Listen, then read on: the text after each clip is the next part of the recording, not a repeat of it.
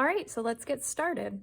You should have these supplies out and ready for you to use. We're going to be using a number 2 pencil and eraser, a Sharpie pen, and our little square pieces of paper. So let's take a closer look at this Sharpie pen. I've given you 4 Sharpies in your kit, 2 Sharpie pens, one in black like this and one in red. I've also given you a Sharpie permanent marker that is ultra fine point, and I have given you like a fine point Sharpie that's a little bit larger. I'm going to have this one handy for myself to use as well, but we're really focusing on the Sharpie pen.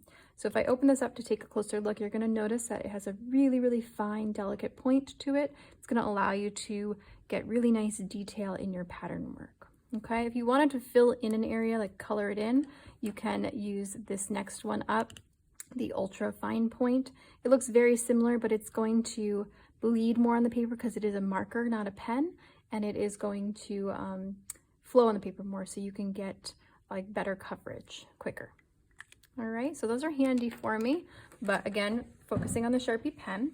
You should also make sure you have the correct paper. Please look at the size and shape of this paper. This is included in your kit. It is made up of 6 little squares of drawing paper that I've cut down for you. They're about 3 inches by 3 inches.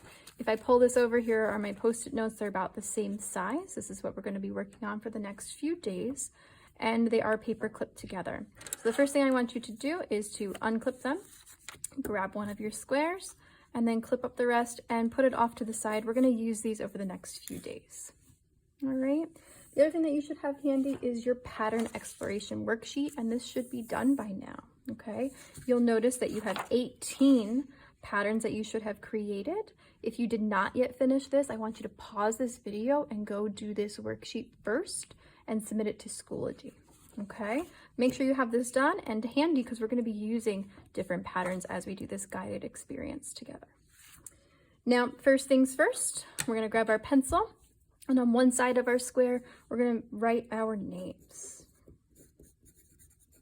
and our period. I'm working in period 3 right now. And then flip this over, and we're going to get ready to start our first Zentangle.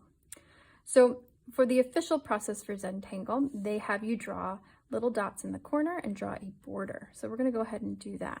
So I'm going to draw little dots in the corner, and then we're going to connect those dots really light, as straight as we can, but it's okay if it's a little crooked. We're just creating a space to work in. So we're gonna go all the way around. If I hold this up for you, you can see that I've created straightish lines and created a border. This is where we're going to be working with the pen inside. We're going to leave a nice white edge all the way around. At the end, we're also going to erase that border. The next step is to break up this space. We've got a big square, and we're going to want to break this down into smaller pieces. We're going to do this today. You can break it up as any way you want, but I am going to ask that you create 4 sections. So I'm going to do this by creating a big zigzag across the middle, big Z for Zentangle. So I'm going to go this way, back that way, right? I've got 2 sections that are a little bit bigger, and I've got 2 sections that are a little bit smaller. You can have more than this, more than 4 sections, but at least 4, please, because we're going to use 4 patterns. All right. So next, I'm going to put my pencil aside and my eraser aside, and I'm going to pull over my pen. I'm going to take notes for you as we go about which patterns we're going to use, so that way you can see it as we go. I'm also going to try out my patterns here. And I would encourage you to use your own patterns, right? But if you wanted to copy what I'm doing, that's quite all right, because this is your first experience, okay? So the first pattern that I'm going to ask you to use on your Zentangle is a zigzag pattern. A zigzag pattern. So go grab your pattern exploration worksheet and find the 3 zigzag patterns you made. That's right here, right in the middle, right? 1, 2, 3. Create 3 different patterns using only zigzags. So look at those, see which one you like the most. I want you to recreate that pattern in your Zentangle, or you can choose to use the pattern that I'm going to use. Now, if I'm going to do a little box here, I'm going to try out my pattern. For my zigzag, I'm going to do like a diagonal zigzag that sort of pans across the whole thing. And then I'm going to build up that zigzag with more relating lines inside. So that is my pattern. If I hold this up for you, that is the pattern that I'm going to choose to do. And you can pick any of your sections to do your pattern in. I'm going to choose this corner one. And what I ask you to do though is to fill up that entire section. Like if this were a patterned cloth and I cut out a piece and glued it down right there. So I'm going to just go for it. I'm going to do my zigzag all the way across.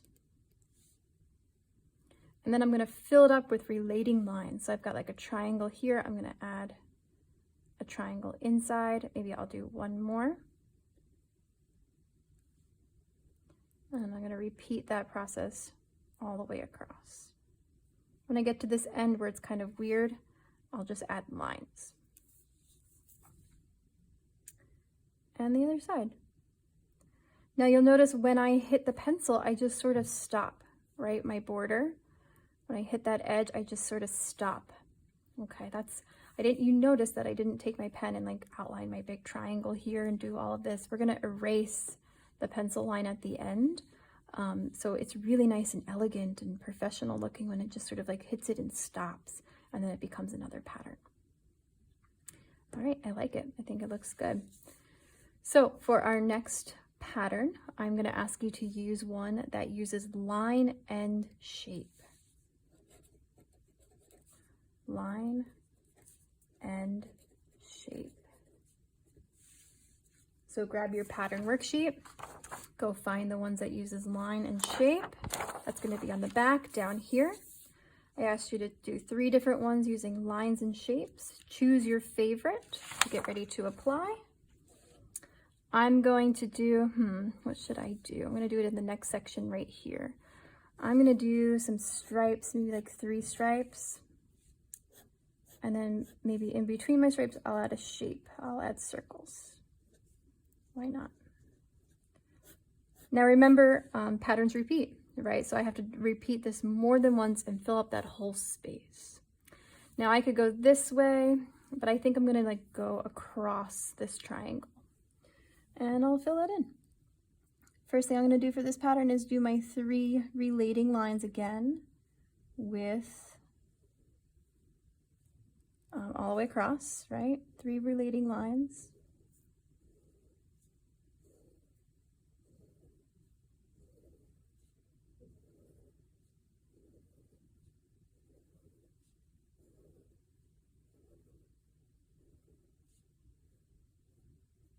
And then in between, I'll add some here. In between our lines, I'm going to create my circles.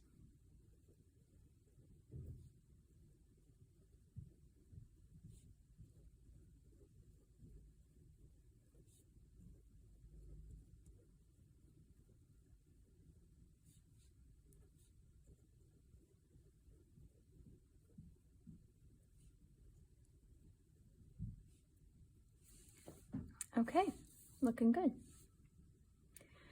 So before we talk about our 3rd and 4th patterns for our last 2 sections, I want to call something to your attention, because right now I'm noticing that although my patterns here, the zigzag and the lines and shapes, are very different, they contrast greatly in like their vibe, right? This has like, it's very orderly and it has the shapes. This is feeling a little bit more chaotic. They are both the same value.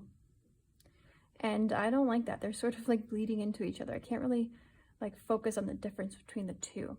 So I want to change that. I want to beef one of these up, make one of them darker than the others. So the word that I just used was value.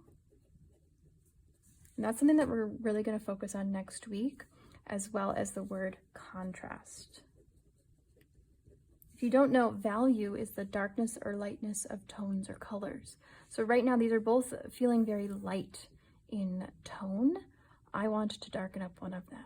But how do I do that in pen? If I were to do that in pencil, I could like shade it darker, right? I can't do that in pen as easily. So one way to do that is just to fill something in. So if I wanted to make this pattern darker, I could like color in these, oh, my light's off. I have to go turn on my classroom light again.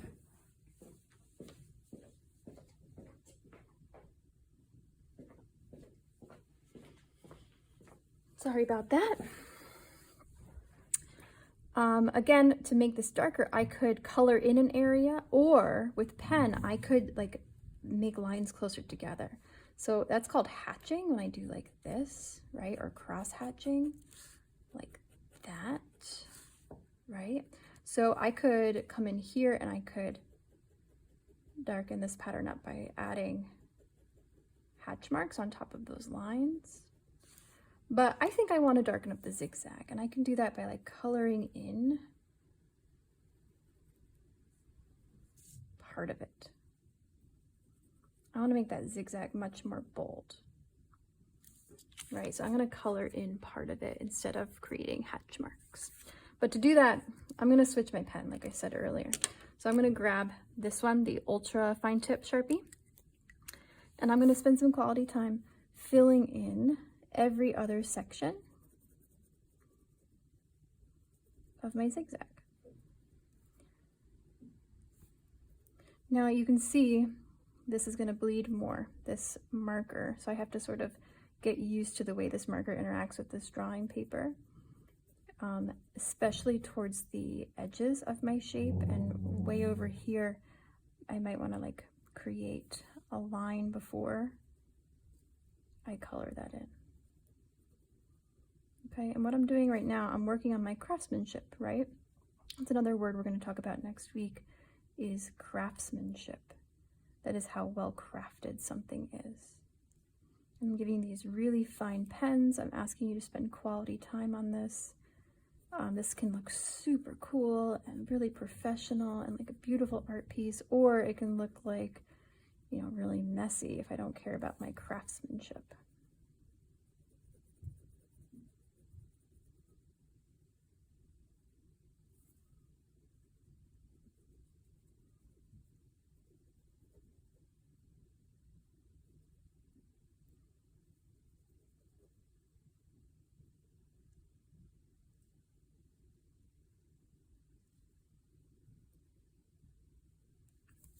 And on this side, I'll have to skip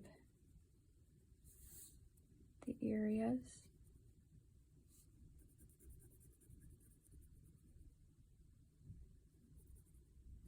And this is where that first part of the word, Zen, right? Zentangle. This is really relaxing. All I gotta do right now is color in this little triangle. I don't have to worry about my homework or what my mom said this morning, or, you know, my crush in my next class. I can just focus on what I'm doing. Ooh, I like it. What do you guys think? That's nice, right? So now there's a high contrast. This is very heavy and dense. This one's much airier, much more bright, right? All right, let's do number 3. For pattern number 3, I'm going to ask you to use a geometric shape pattern. Geometric shapes. So what are geometric shapes? Geometric shapes are shapes that you would use and find in geometry in math class, right? So those are circles, squares, triangles, trapezoids, that sort of thing. I'm going to use triangles because I already used circles over here. And I actually just watched Harry Potter this weekend, and I am inspired by this Deathly Hallows symbol. So maybe I want to translate that. I'm also really excited. My friend Miss Aki across the hall, she just got a new lanyard for her name tag, and it had little paper airplanes on it, and it was really cute. So maybe I want to do that. And so I'm going to translate these triangles into little paper airplanes by just adding a little line.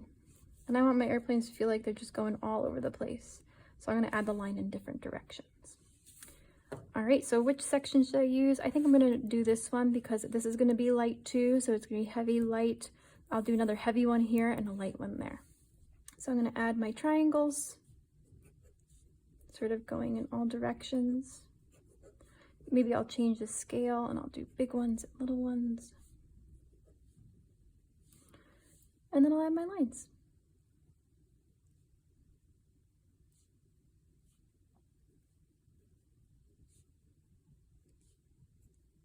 you're more than welcome to use this pattern, but on your pattern sheet, on the back, right up top, geometric shapes, right? So you can choose one of those there.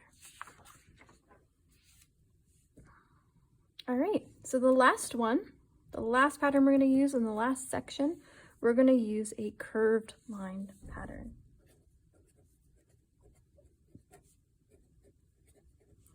Or shape. So on our pattern worksheet, down here it says curved lines. You can think of curved shapes as being like organic shapes, maybe, whatever you choose. Or if you've had another zigzag that you really liked, that's fine too, I don't mind. I'm gonna do my favorite Pokemon. I think it was Digit, it was called. And like that, like these lumps. And then inside my lumps, again, I want to make it dark, but I don't want to color it in. I want to try something else. Maybe I'll do some like hatching. Inside our little like hills here, I'm going to add lines. I could also do like, or maybe circles. I like that. Yeah, I'm going to go with this one. All right, so to do that, maybe I will go in this direction. I'll do my curves. Maybe I'll put one right there. Do my curves. I don't know, I'm making it up.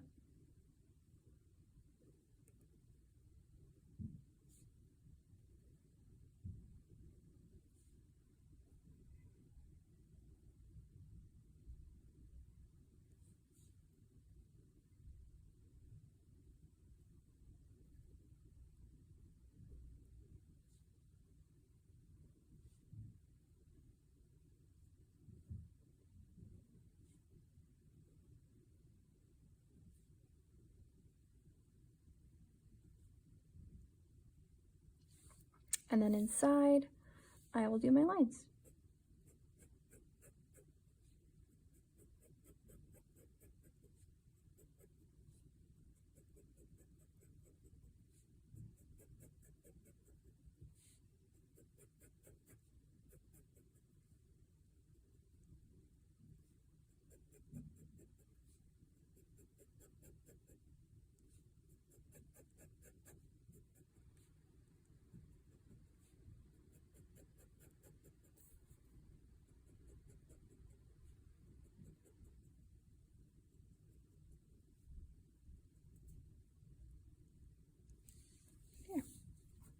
Oh, I like that a lot. Okay, so what's the last thing you do? Yeah, you sign your name, right? So last week we worked on our signatures, and I want to remind you what mine looks like. I have two that I like. I have my first initial and my last name, and then I have just my initials like that. I think I'm just going to use my initials because I want it to be small and not really the focus of this, and I might add it into our little paper airplane section right down here. And I'm just going to go for it. Oh, I put a little circle around it to make it stand out. And then when you're totally done, you cap up that pen, you grab your eraser, and you're going to erase that pencil line between all the sections and the outside. I would urge you to be really careful with your corners because it's easy to like go like this and then it like, and it squishes up. So don't let it do that. But erase all your pencil lines. And then you have your final piece. So I hope you liked this experience. I'm excited to see your Zentangle. It's kind of fun to like turn it around and see like which way does it go, right? Next week, we're going to talk about making a series of Zentangles, a series of pieces that goes together intentionally. But I hope you enjoyed this experience, and I'm looking forward to creating more with you.